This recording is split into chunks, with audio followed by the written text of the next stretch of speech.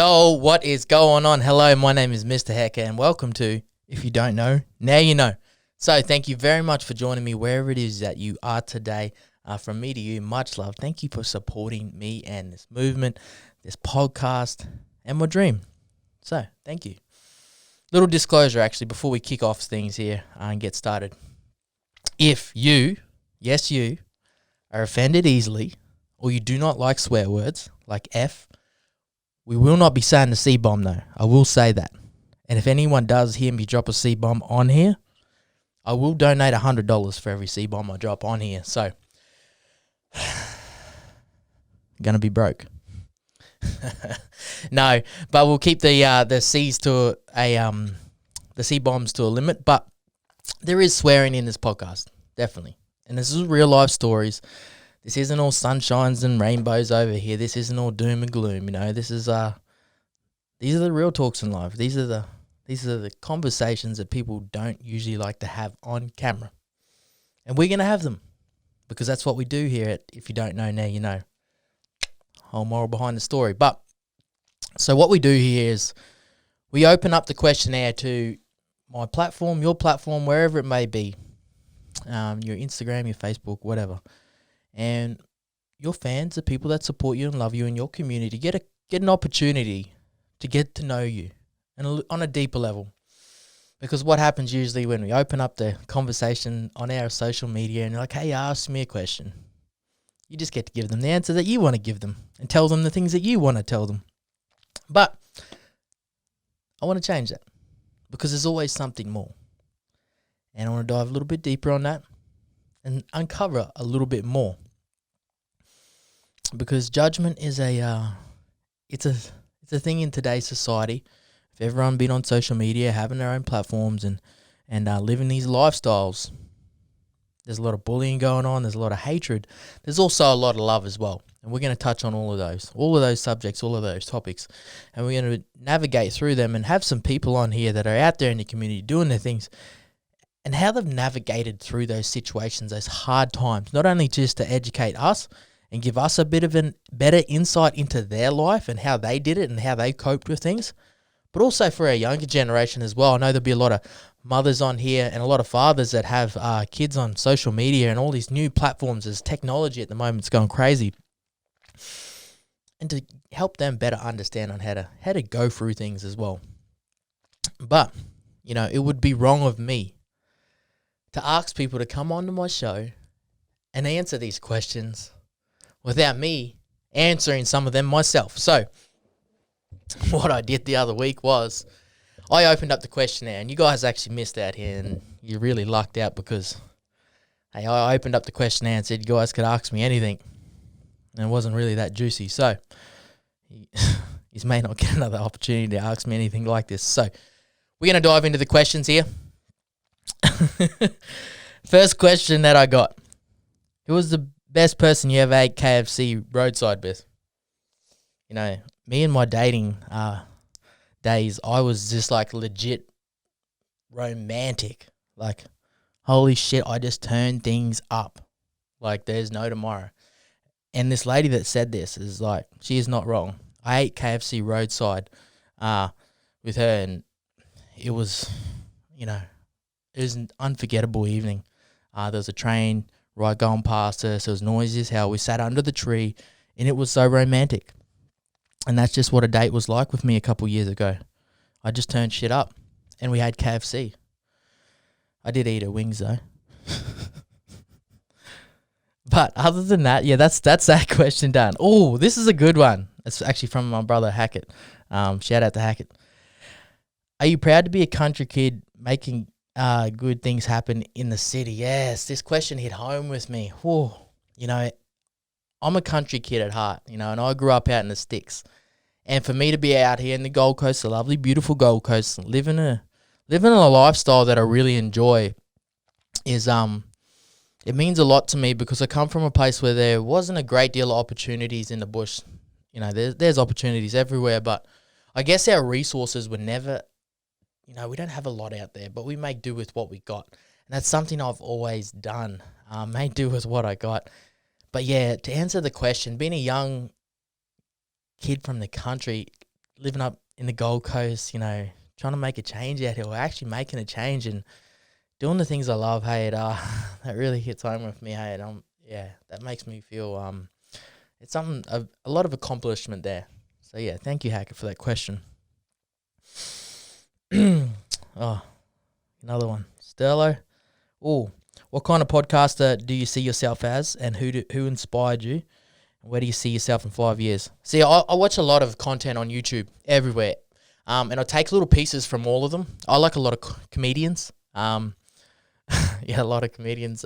Theo Von's one of my favorites, and Chris D'Elia. They're definitely two of my favorite podcasters or comedians or people that are doing content as well. Just their content's so good. If you don't know them, go suss them two out. And obviously Uncle Joe. I've been watching his podcast since day dot. But yeah, there's a lot out there. Who else? So yeah, and where do I see myself in 5 years?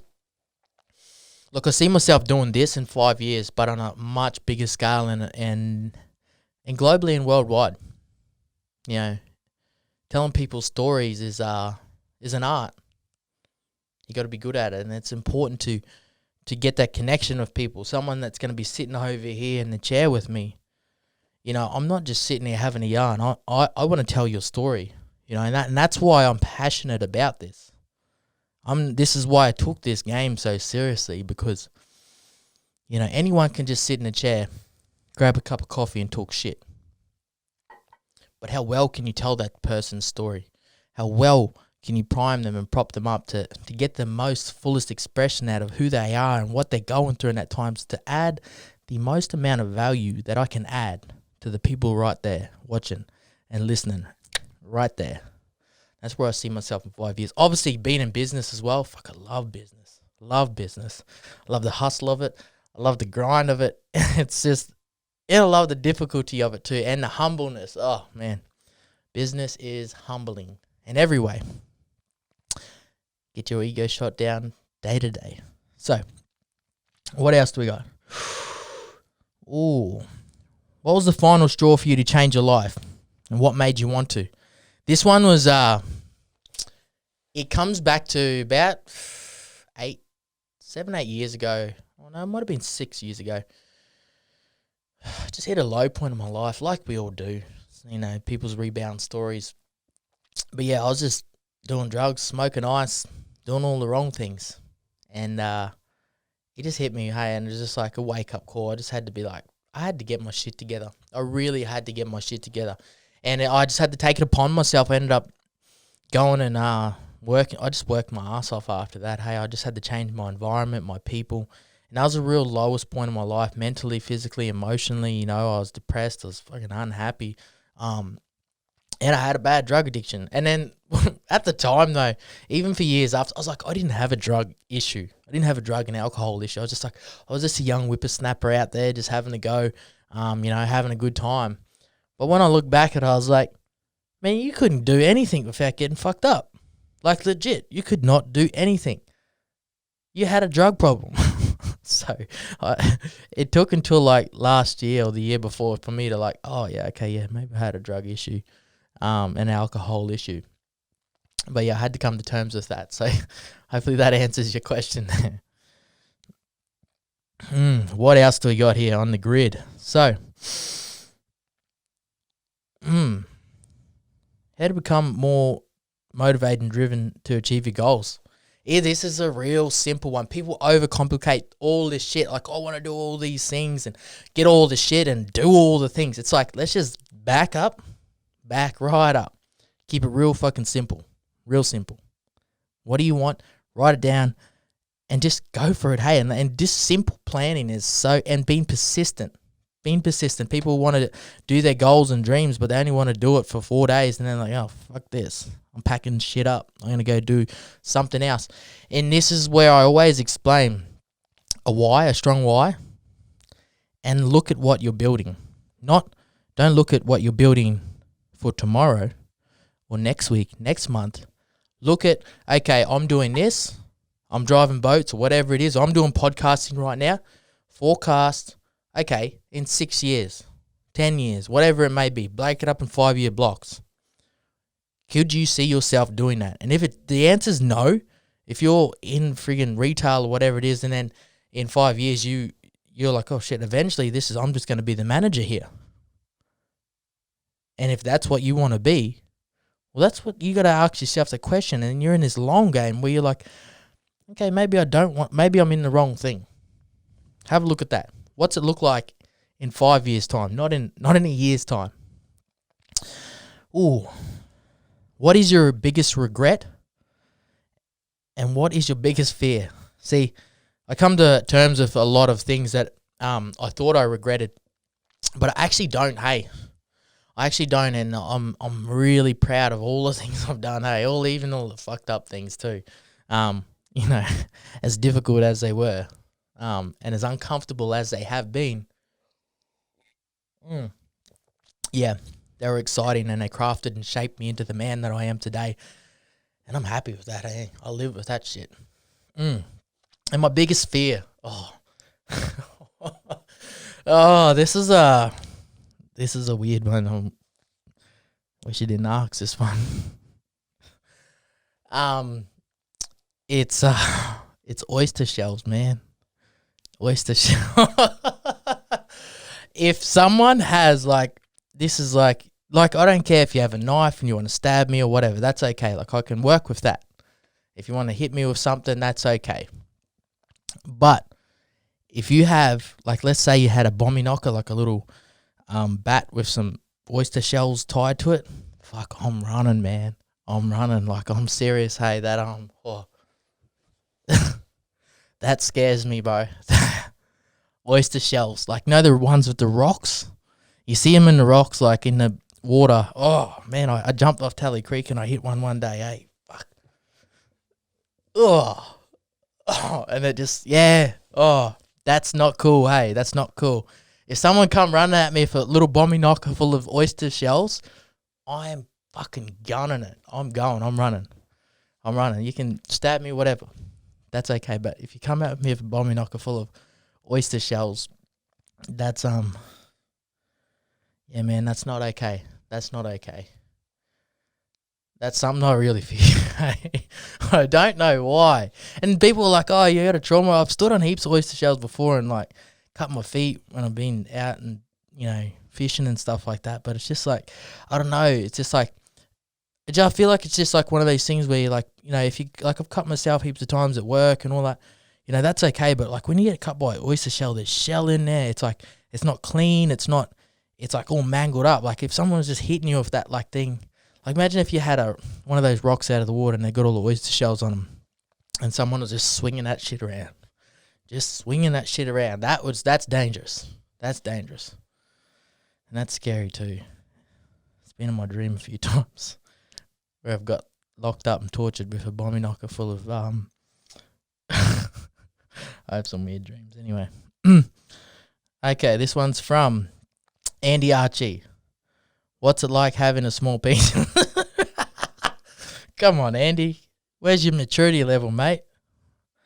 Here we got. This is the thing in this. I'll answer all these questions. You guys should have jumped in while you could, because now I'm not going to be back on here. No one's going to be asking me any questions. Jack Kavanagh.